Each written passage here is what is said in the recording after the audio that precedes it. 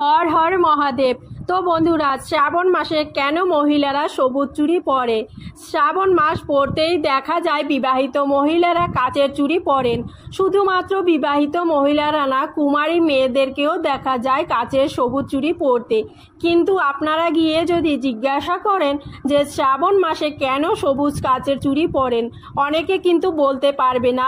অনেকে হয়তো শুনেছে শ্রাবণ মাসে কাচের চুড়ি পরতে হয় তাই পরে, অনেকে আবার দেখা দেখি করে পড়ে।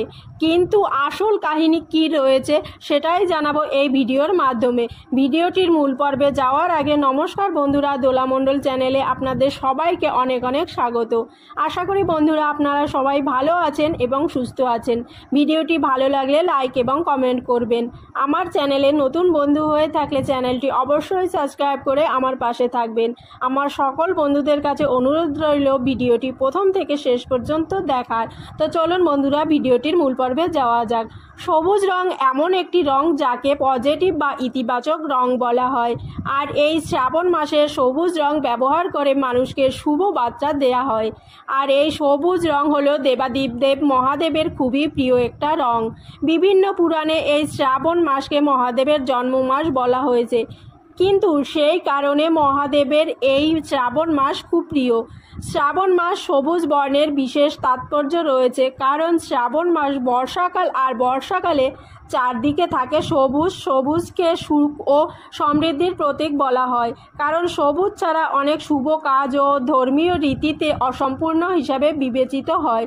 শ্রাবণে সবুজ চুড়ি পরলে যেখানে সৌভাগ্যের উদয় হয়, সেখানে একটা আবার বিবাহিত হওয়ার লক্ষণও প্রকাশ করে। ধর্মীয় বিশ্বাস অনুসারে শ্রাবণ মাসে সবুজ রং ব্যবহার ও সবুজ চুড়ি পরলে নাকি ভাগ্য আলোকিত হয়। অনেক সময় যেমন স্বাদের অনুষ্ঠান বা গর্ভবতী মহিলাকে উপহার দেওয়ার সময় সবুজ শাড়ি, সবুজ চুড়ি দেয়া হয়। প্রকৃতির সবুজ রং মন মুগ্ধ করে এবং সবুজ রং মনকে শান্ত এবং শীতল বোধ করায়। এই রংটি সুখ, শান্তি এবং প্রাণ শক্তি দেয়। সবুজ রং মহাদেবের পছন্দের রং, কারণ তিনি প্রকৃতির সারল্য সবচেয়ে বেশি পছন্দ করেন। আর প্রকৃতির রং সবুজ, তাই বলা হয় যে শ্রাবণ মাসে সবুজ রং পরা খুবই শুভ। শিবের পুজোর সময় মহিলারা সবুজ রঙের পোশাক, চুড়ি অবশ্যই পরে পুজো করবেন।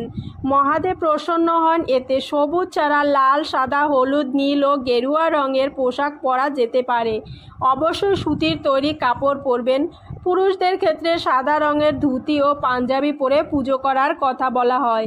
তো বন্ধুরা, আশা করি আপনারা বুঝতে পেরেছেন শ্রাবণ মাসে কেন সবুজ চুড়ি পরা হয়। মূলত দেবাদিদেব মহাদেবকে প্রসন্ন করতে মহিলাদের পাশাপাশি কুমারী মেয়েদের সবুজ চুড়ি পরতে দেখা যায়। তো বন্ধুরা, ভিডিওটি এখানেই শেষ করলাম। আশা করছি ভিডিওটি আপনাদের ভালো লেগেছে। ভিডিওটি ভালো লাগলে অবশ্যই একটি লাইক করবেন এবং অন্যান্য বন্ধুদের সাথে ভিডিওটি শেয়ার করবেন। বন্ধুরা, ভিডিওটি সম্পূর্ণ দেখার জন্য আপনাদের অসংখ্য অসংখ্য ধন্যবাদ। আসছি পরবর্তী একটি নতুন ভিডিও নিয়ে। ততক্ষণে আপনারা ভালো থাকবেন, সুস্থ থাকবেন। হর হর মহাদেব।